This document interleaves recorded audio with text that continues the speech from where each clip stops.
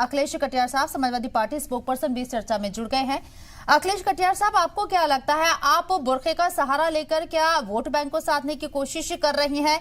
बुरखे में जांच होनी चाहिए ही नहीं, या आपकी डिमांड है, या इसके लिए कोई अलग से कोई ऑफिसर हो या कोई यहाँ पर मुस्लिम माफ कीजिए जो खवातीन है जांच करने के लिए वो यहाँ पर होनी चाहिए तैनात, या फिर जांच ही नहीं होनी चाहिए? किस पक्ष में है आप? अनम्यूट कर लीजिए आपका ऑडियो। जो आपको आप मुझे सुन पा रही हैं अभी? जी जी बोलिए, आपकी आवाज आ रही है जी।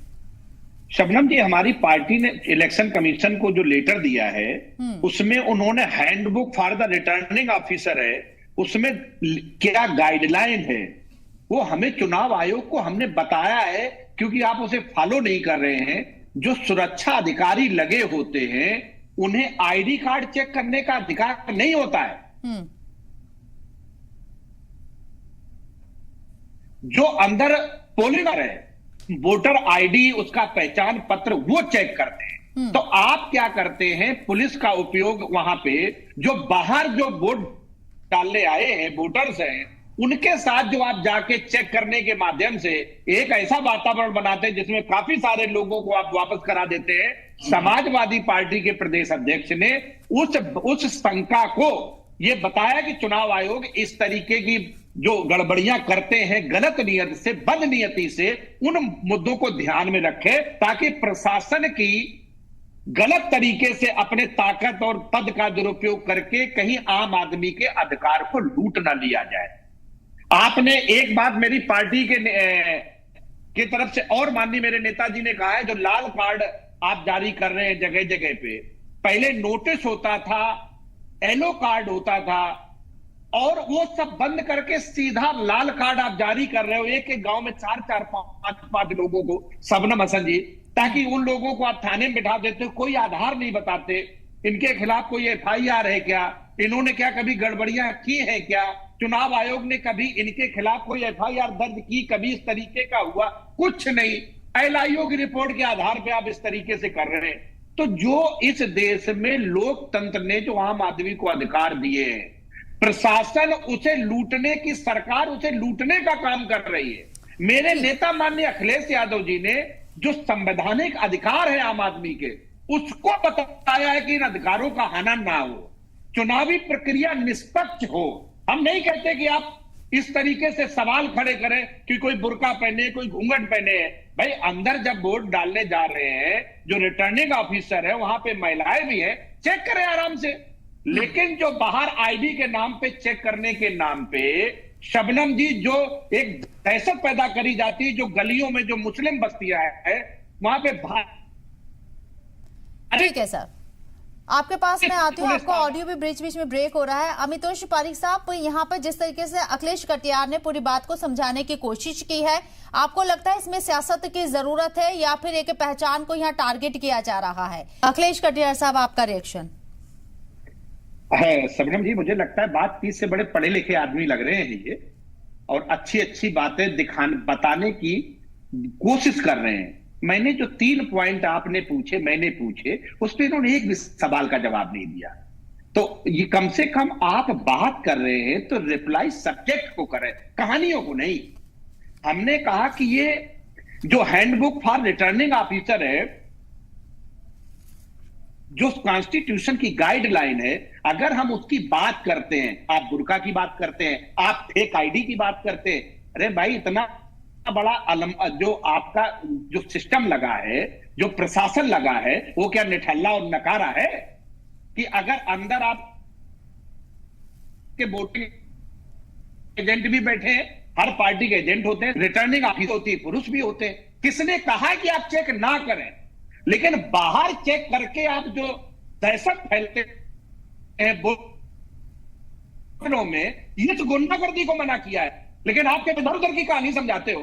भाई हम कहां कहते हैं कि आप ना चेक करें, चेक करिए, लेकिन उसका तरीका है, प्रशासन माध्यम ना बने लोगों को डराने का। मेरे नेता माननीय अखिलेश यादव जी ने जो बात कही, इसमें कहां गलत है?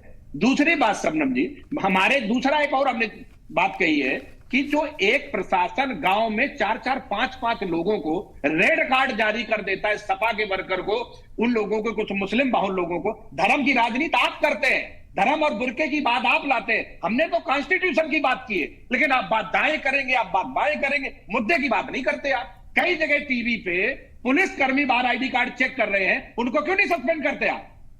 तो इलेक्शन फ्री एंड फेयर हो, इस बात की जब चुनाव आयोग को मेरे नेता माननीय अखिलेश जी कहते हैं, तो आप उस बात को दूसरे वे में ले जाती है। अच्छा, लाल कार्ड इश्यू कर रहे हो, आप नोटिस नहीं इशू करते। समाजवादी पार्टी को इंतजामिया के ऊपर भरोसा नहीं है, इससे पहले भी आपने सवाल उठाए।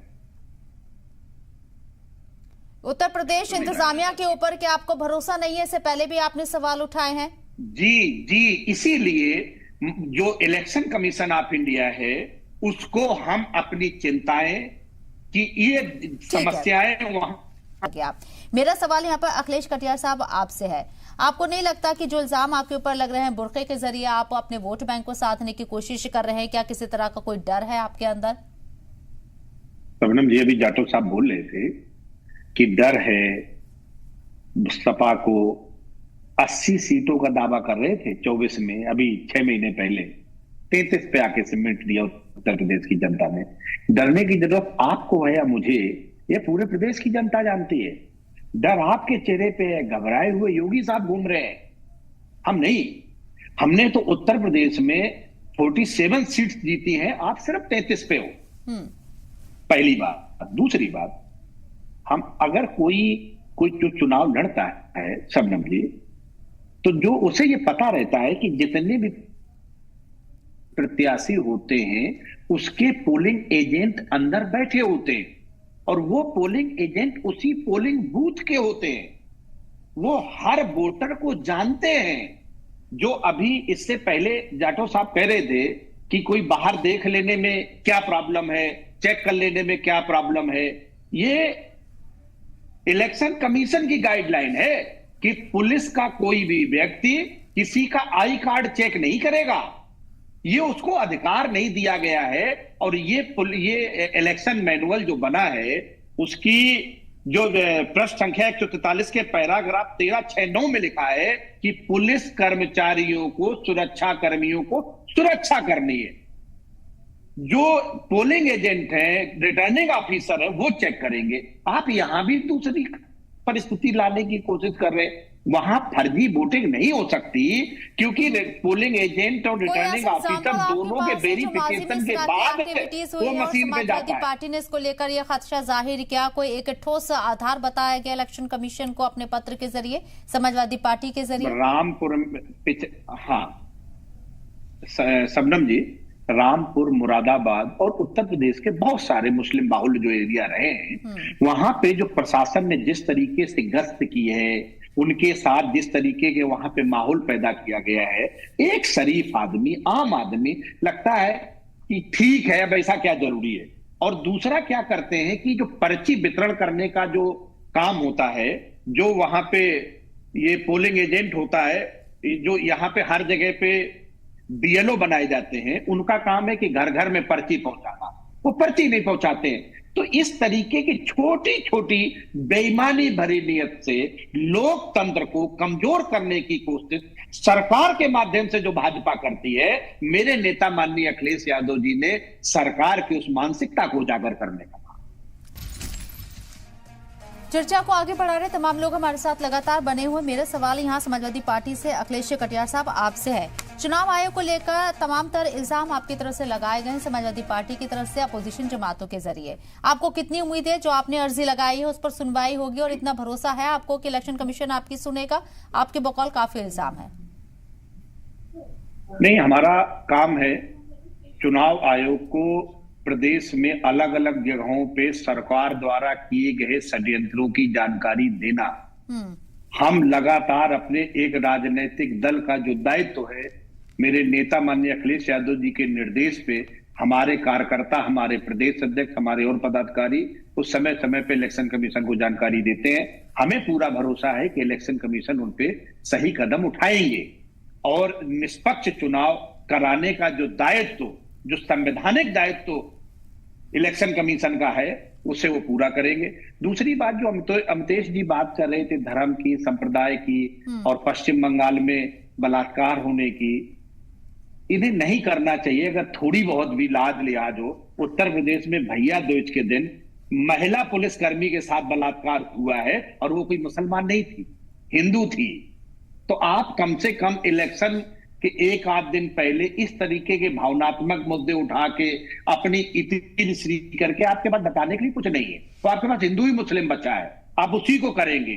लोकसभा चुनाव में बुरी तरह हारे हैं, हार का आपको छोप आपके चेहरे पे है, आपकी बातों में है, बेचैनी आपके व्यवहार में है, आपके बर्ताव में है। वो सब पूरे प्रदेश की जनता सबनम जी देख रही है। आपने किसानों के लिए क्या किया है, नौजवानों के लिए क्या, अभी लाठियां बजी हैं, पूरे उत्तर प्रदेश के नौजवान इलाहाबाद में इकट्ठे थे, पुलिस लाठी भांज रही थी। बेरोजगारों, ये पढ़े लिखे लोग थे, यूपीपीएससी वाले जो लोग थे, शिक्षक अलग से परेशान घूम रहे हैं। लेकिन आपके पास ले दे के हिंदू ही मुस्लिम बकता है। लेकिन अब उत्तर प्रदेश की जनता तुम्हारे वास्तविक चरित्र को भी समझ गई है, ये होने वाला नहीं है। हमें ना हिंदू ना मुस्लिम, हमारा सिर्फ ये कहना है कि जो व्यवस्था, जो गाइडलाइन इलेक्शन कमीशन को कॉन्स्टिट्यूशन के द्वारा है और इलेक्शन कमीशन ने जो एडमिनिस्ट्रेशन को गाइडलाइन दी है, आप उसे ना बदलें। अगर ये बात कहना कोई गुनाह है, भाई गाइडलाइन से तो चलेंगे, सरकारी जो गाइडलाइन है उसी को तो आप फॉलो करेंगे। ये को थोड़ी है कि बाहर लाइन पे लग के एक पुलिस वाले लगा दिए कि डंडा लेके देखने लगे कि आई कार्ड क्यों भाई, क्यों किया गया आपके जरिए? बात बुरके की नहीं, आपने पूरी चिट्ठी पढ़ी है। समाजवादी पार्टी ने जो 4 पेज की चिट्ठी दी है उसमें कहां जिक्र किया है हमने? ये मेरे पास सामने लेटर है ये। ठीक है।